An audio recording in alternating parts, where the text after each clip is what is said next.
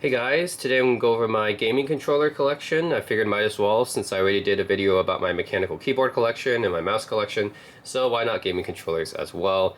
A few different gaming controllers here. I have 10 so far actually. We talk a little bit about each one, how I got them and what I use them for. So yeah, the top rows is mostly like the PlayStation style controllers, and the bottom row is like mostly Xbox style controllers. I'm going to go with the bottom row first and then move up to the top row. Okay, so first I want to talk about is the Nintendo Switch Pro controller, which is more of the Xbox style. I actually really like the Nintendo Switch Pro controller. I think separately it sells for about $60 US, so it definitely is a bit of a more expensive purchase. But the thing is, for the Nintendo Switch, by default it comes with these. So might as well talk about this one too. These are the Nintendo Joy-Con controllers, which are the default controllers bundled with the Nintendo Switch. What's cool about the Joy-Cons is that you can detach them. So you can detach it like this, and you can use them separately, or you can actually use them like this as well. So there's a few different ways you can use them. They're very versatile, and I think Nintendo was very innovative when they made the Nintendo Joy-Cons. These also have motion control sensors built in as well, although not quite as good on the tracking accuracy compared to the Wii controllers or the Wiimote, but it does have good gyro controls or sensors, I've heard. So yeah, not too many games use motion controls nowadays, but it does have motion controllers built in. But I think what's special about the Joy-Cons is that you have this one controller that you can use like as a traditional controller, but then you can also, if you don't have another controller, you can give it to your friend, and then you can put it on the side and use these as mini controllers. And this is good, you know, in a pinch when you're going, doing multiplayer and you don't have another controller laying around for anything. You can just quickly switch these to mini controllers, and then you can, bam, basically you can convert one controller to two controllers. That's really useful, and of course it's wireless as well. So the Joy-Cons are a very innovative controller, I would say. But as for the actual quality of the controls itself, I think it does, it is a bit lacking. I think many people agree. If just for the quality of the controller itself, I mean, the innovation of the controller is definitely one of the most innovative controllers, but just for the quality itself, not that great. I mean, the analog sticks, face buttons, and this is not even a real D-pad. This is just some kind of like D-pad replacement, but it's not really a real D-pad at all. The shoulder buttons is, this is a bit thin.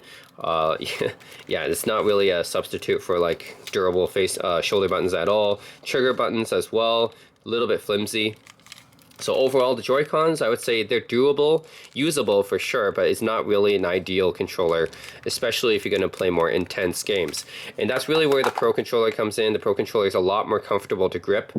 So yeah, the Joy-Cons, I mean, while it's an innovative controller where you can do that, you can split it into two controllers and stuff and has motion controls, it's innovative, but it's not the most ergonomic either. The Nintendo Pro Controllers is a lot more ergonomic. The face buttons are everything, actually. All the buttons and the stuff just feel better than on the Joy-Cons. Yeah, analog sticks, face buttons, has an actual D-pad.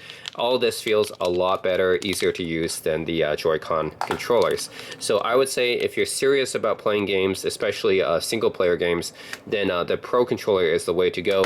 The Joy-Cons that come with the Switch are usable, but they're not really the best way to play the games, I would say. Like, yeah, just playing this, like, I wouldn't like play a really long like single player game like this. It's just not comfortable, and yeah, the other controls just don't feel that good. So the Joy-Cons, nah, I don't really like as an innovative controller, like the ability to make them into mini controllers and stuff. That's really cool, but as an actual like controller itself, yeah, it leaves a lot to be desired. So anyways, the Nintendo Switch controller, Pro Controller, is a huge upgrade over the Joy-Cons. Yeah, it just has way better feeling buttons, better responsive, more feedback, analog sticks are better, D-pad is an actual D-pad. So yeah, it's just overall a huge upgrade actually over the stock Joy-Cons. So for anyone intending to play the Nintendo Switch, for long periods of time, especially single player, yeah, I would highly recommend getting the Nintendo Switch Pro Controller. And of course these are both wireless, although the Pro Controller You can use wired as well, right? You can just hook it up. But the Joy-Cons, you have to use wireless. There's no, you can't use a wired at all. In order to charge it, actually, you have to actually plug in the controllers to the side of the actual switch in order to charge them. So yeah, I mean, you can, that's the other thing about these controllers, right, is that, yeah, you can use them with your Switch. So again, that's the other innovative part about them is the Joy-Cons. You just snap them onto your Switch in order to use it handheld mode. But yeah, again, it's not really good feeling controls themselves, and that's really the only way to charge them is to plug them into the Switch. Whereas the Pro Controller, you can actually just plug it, charge it the traditional way by plugging in the cable. So, anyways, it's easier to charge the Switch, right? It's because it's more conventional. You don't have to have a Nintendo Switch laying around to charge it with. Okay, so anyways, those are the Nintendo Switch controllers, the Joy-Cons, which are very innovative controllers, right? You can use them like this. You can like make them mini controllers. You can plug it into your Switch and use that handheld. So it's really innovative, but the actual controller controls itself is not that great, not that ergonomic to use in this mode either. Nintendo Switch Pro Controller, a much bigger upgrade for those who are going to be using their Switch for long periods of time. Highly recommend the Pro Controller, especially if you're going to be using, like, you know, playing some retro games or something like that, because you actually do need that D-pad. This is not really a real D-pad, so this is an actual D-pad, and then plus you get much better feedback on the other controls as well. So anyways, that's yeah, Nintendo Pro Controller. Next is this 8-bit DOE controller that I got for free, actually, when I bought my Vitur Pro video glasses. It included this for free, so it's actually a special edition one, Vitur X 8-bit DOE. So Vitur is a company that makes these video glasses that you put on and they kind of simulate like a 100-inch display. Yeah, I'm into those types of gadgets. So when I bought that, there was in a bundle that included this controller for free. Separately, I think it would sell about 30 bucks or something. It's a decent controller. Yeah, I would say it's a little bit stiffer feeling than the Pro Switch controller. It is very similar to the Pro Switch controller, but I would say overall the buttons are a little bit stiffer. So I would say the Switch Pro controller still feels better. Like the Switch Pro controller is a really good controller, actually. I actually really like it. Feels very comfortable in the hand. But the 8-bit DOE one, I like the textured grip here. But yeah, overall, I think I still prefer the Switch controller more. Everything feels a little bit more stiffer. Yeah, a little bit. Doesn't feel as good in the hand to hit the buttons with. Yeah, it just feels like I need a little bit more pressure to press these buttons down. D-pad doesn't feel quite as good as on the Switch controller. Yeah. So, anyways, this is a decent controller. You know, 8-bit DOE makes some decent stuff, but overall, I think I still pick the Switch Pro controller over it. And yeah, charges here just like with the Switch Pro controller. It looks pretty close to the Switch Pro controller, actually. I think that's what they were going for. So anyways, it's okay. I don't think I would like buy this necessarily separately, but I got it for free. So okay. Next is actually the most expensive controller here, which is the Razer Wolverine Ultimate controller. I use this all the time, actually. This was like $100, so this is the most expensive controller I have here. But for me, it's worth it because I use this controller all the time, and it's a really nice controller. So what's cool about it is that just like the Xbox Elite controllers, you can swap out the sticks. So if you wear out one of the sticks, the analog sticks, you can always swap it out here, which I did actually because I did wear out one of the sticks. Even the D-pad, you can swap out the D-pad for something else if you don't like the feel of this D-pad.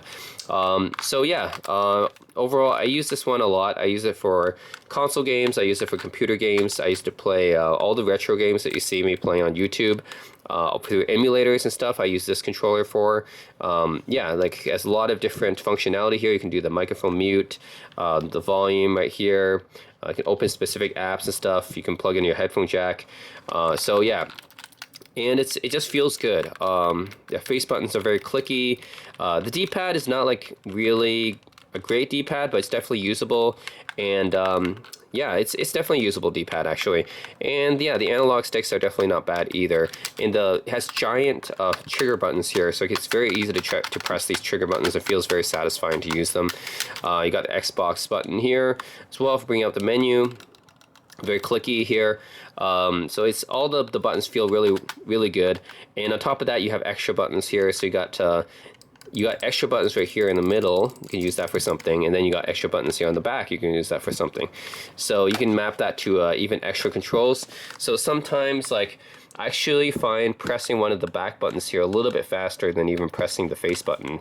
So somehow I might, you know, I might map like a dodge action to one of the back buttons here instead of one of the face buttons, because I feel like it might be even faster to click that one. So yeah, overall this is a great controller. A lot of functionality. I mean, it has a ton of buttons, right? You can map these ones to whatever you like, and they feel really good in the hand to use. Very responsive, and a lot of features. So overall it's great. I use it wired in, so I just actually always use it wired in. But yeah, I think there's a functionality you can use it wireless too, but I prefer it wired in. So anyways, Razer Wolverine Ultimate. This is my main controller for the PC. Yeah, pretty much whenever you guys see me playing like a emulator game on the PC or something, I'm using this controller for that. And also a lot of modern games too. Indie games and stuff like that, I use this controller for. I use this one a lot. Okay, next is my NVIDIA Shield controller. So this one came with the NVIDIA Shield that I got way back, was it? Oh, actually that's like 7 years ago now, 2017. But yeah, it's a long time ago. But the NVIDIA Shield controller is actually pretty decent. NVIDIA actually makes some pretty solid controllers, like NVIDIA Shield Portable. That machine was actually pretty solid. So yeah, the D-pad's okay. Face buttons are nice and large, easy to hit. It's interesting because they decided to go with the analog sticks both at the bottom here instead of the Xbox layout.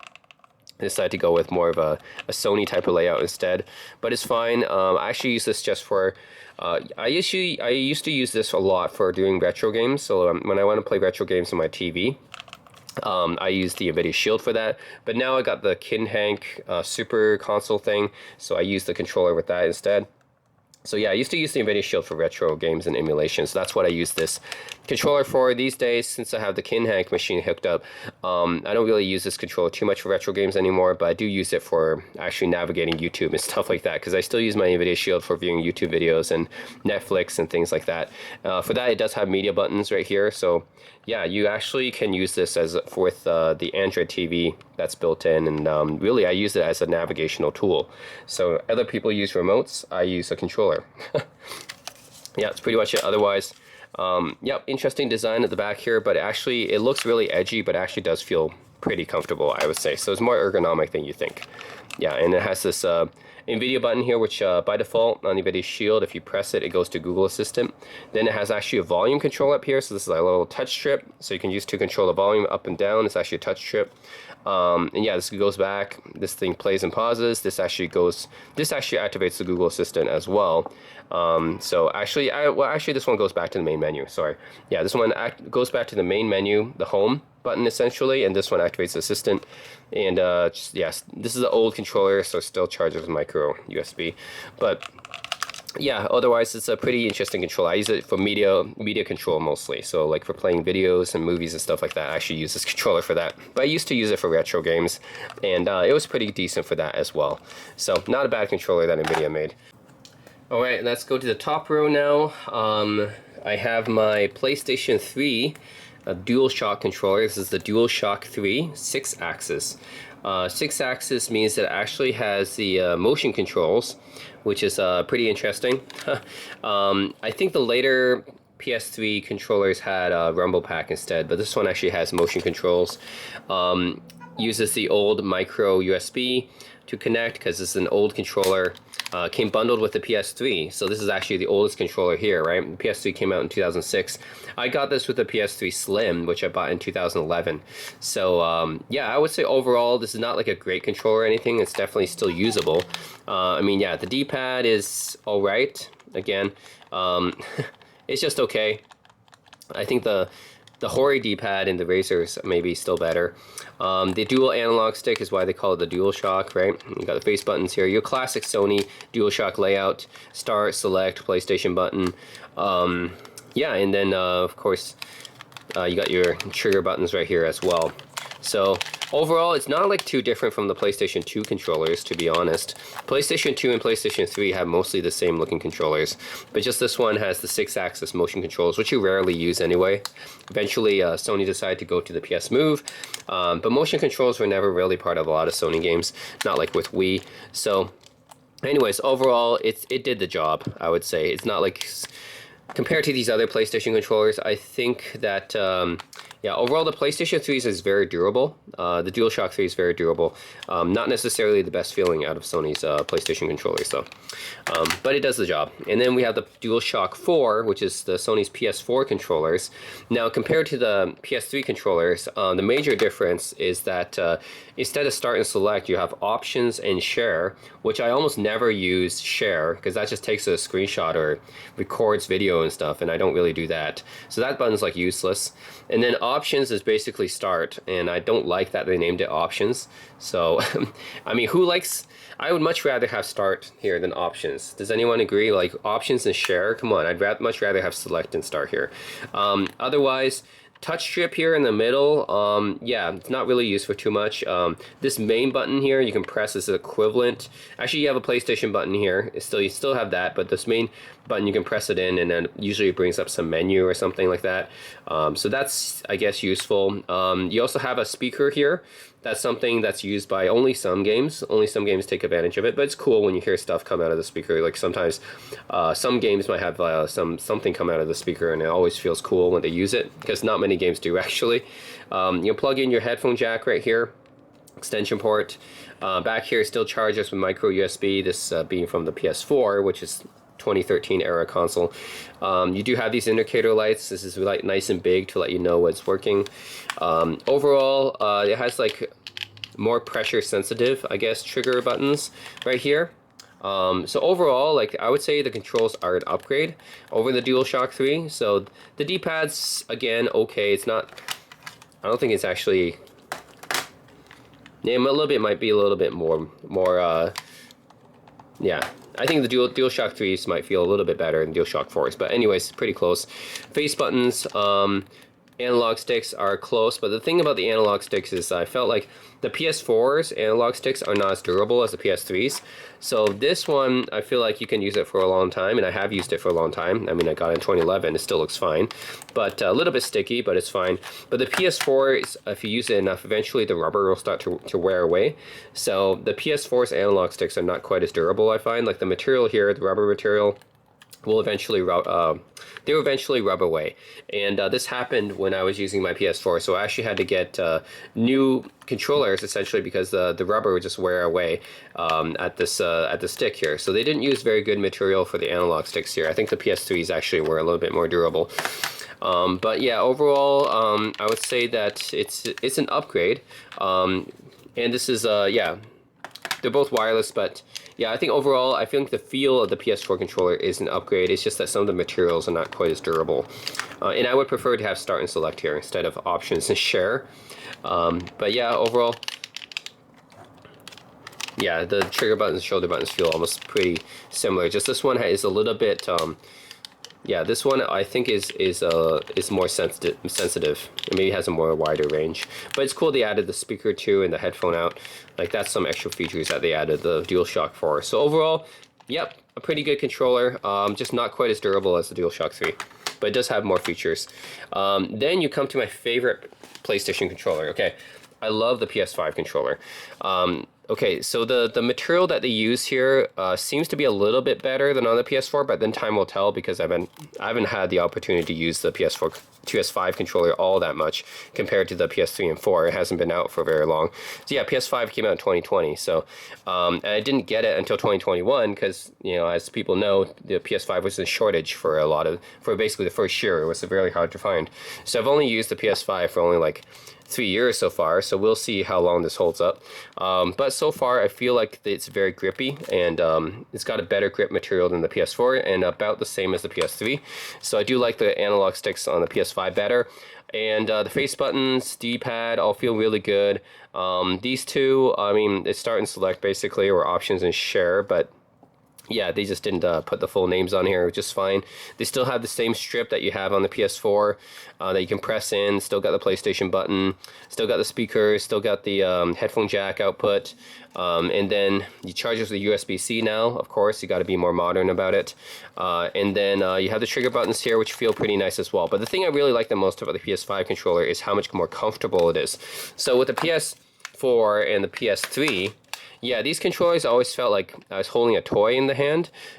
Yeah, especially with PS3 actually. It felt like I was holding like a toy controller that didn't feel like that well built, and it wasn't very ergonomic. But the PS5, very ergonomic feeling, and feels something like it feels better quality.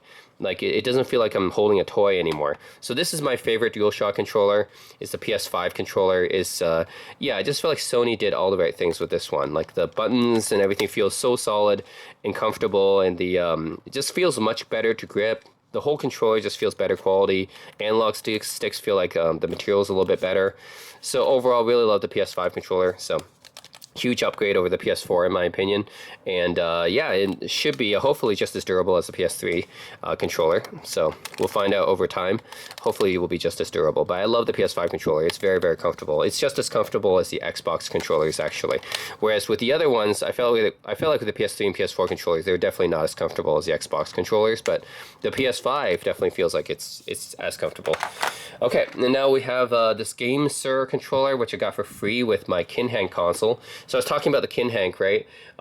That Super Console X5 or something, which I use now for my retro games. So whenever I want to play a retro game on my TV, I use my Kinhang Super Console X5, which comes with a whole bunch, like 10,000 different retro games built in, and it comes with this controller for free.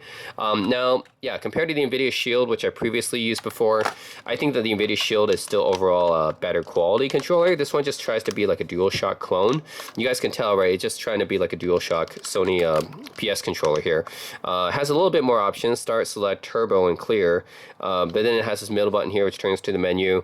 Dual analog sticks, of course, which are just okay. D-pad is just okay. Face buttons, trigger buttons are a little bit stiff. So overall, it just feels like a little bit more cheap. Charges with micro USB. So this is a cheap controller, right? On its own, it's probably worth like, 10-15 bucks on its own. It's really not worth much, but it's usable for the retro games that I'm playing. It's still perfectly usable. I think the NVIDIA Shield I used before is actually better quality. But yeah, this Game Sir controller that came with the Kinhang console, it's still usable, I guess. Not great, but still usable. Yeah, it's basically just a Sony DualShock clone controller. So anyways, got it for free. I probably would not have bought it separately. Last but not least, we have the Hori Fighting Commander, which costs around 40 bucks US, I would say. This one I use mostly for retro games, fighting games. That's why it's called the Fighting Commander. I have a friend who likes to come over and play games with me. He's a huge fan of retro games, arcade games, fighting games. So he really persuaded me to buy a fighting stick and to buy this controller, which does not have an analog stick because it's meant strictly for retro games. So that's what I use it for. I use this thing strictly for retro games, and for like retro games, emulation and stuff, it's really good. So it's got 6 buttons, so it's great for fighting games, of course, but even for other games, like any kind of retro game, platformer, beat 'em up, action, shooter, like it's all really good because yeah, so it's got the pretty large trigger buttons here and shoulder buttons, so it's easy to hit, very responsive, a lot of feedback. It's comfortable to hold. Actually feels like a Sega Genesis controller almost. Yeah, actually I think it is modeled on the Sega Genesis controller, right? The 6-button Sega Genesis controller. But yeah, no analog sticks. This is really meant for retro games only. Yeah, you have the 6 buttons for fighting games, which I don't play too many fighting games actually. I'm not as big of an enthusiast as my friend is. But yeah, so the 6 buttons here. The D-pad is probably the best D-pad that out of all the different controllers here, it's probably the best D-pad, honestly. Like Hori is a Japanese company. They make a lot of arcade level controls, I would say, on their yeah, arcade level yeah, basically arcade level controls on their controllers. So like the D-pad, for example, just feels really nice in the hand and very responsive. It's a bigger D-pad than what's on the other systems, because D-pads really on the other modern controllers are just an afterthought. It's mostly the analog sticks that they focus on because they're more meant for modern gaming. But for retro gaming, the D-pad's of course more important. So yeah, that's what this Hori Fighting Commander is for. So they focused more on the D-pad here. It just feels really, really good, and it's a bigger D-pad compared to the other ones here. So I would say, yeah, this is the best D-pad out of all the controllers that I have. Really meant for retro gaming, and it's really good for that. And the buttons are really big, easy to hit, very responsive. Yeah, just overall a great controller for retro gaming. Yep, and you got the plus and minus, that's the Nintendo Switch. Actually, it's made for Nintendo Switch, but it works for PC as well. You have home button. Yeah, basically has the same buttons here as the Nintendo Switch. So Nintendo Switch Pro Control, right? You get the plus, minus, which is basically you start and select. Then you got the screenshot button and the home button. You have the same on the Joy-Cons, right? Plus, minus, screenshot, and home button. And you got the same on the Hori's, plus, minus, screenshot, home button. So really, it's meant for the Nintendo Switch, but it works with the PC as well. So I use this one when I play, you know, retro games, especially more intense retro games. Like if you have like a difficult platformer like Mega Man or a shoot 'em up or a beat 'em up or a fighting game, then you really need to have like precise input, right? And that's where this fighting commander comes in handy, because the buttons are really easy to hit, really responsive, and the D-pad is really good to use. So yeah, this is really meant for fighting games and retro games, but yeah, it's really good for that. The D-pad's the best on this controller, and the buttons are all really nice and easy to hit. So anyways, this is also the only one that's not wireless. Yeah, I have to connect it wired. But overall, it's a good option for me when I'm playing retro games, which I do like to play from time to time. If you guys have looked at my channel, you can see I play a good mix of retro games and modern games. So that's it, guys. That's my controller collection, all 10 different controllers. Let me know what you guys think in the comment section below. Yeah, all different controllers. I have one for retro games. These are all for PlayStation games. This is for my Kinhang console, which is for retro games as well. Actually, for my Kinhang console, I do hook up the Fighting Commander for that, and also my fighting stick, which is the Hori Wrap 5. I use the Hori Wrap 5 fighting arcade stick for that as well. So I usually use that instead of this one. But yeah, for most games, I would say this Game Sir is it's okay, right? But obviously for retro gaming and emulation, I think the Hori Fighting Commander is better in most situations. So I just hooked that one up instead. And I have some Xbox style controllers here. These two are for Switch. This is really for media playing. And then this is for PC gaming nowadays. And this is just a kind of a backup controller. So really, yeah, that's really it. My gaming controller collection. Let me know what you guys think in the comment section below. And yep, that's it. Huge gamer, and this is what I use. Yeah, as always, thanks for watching.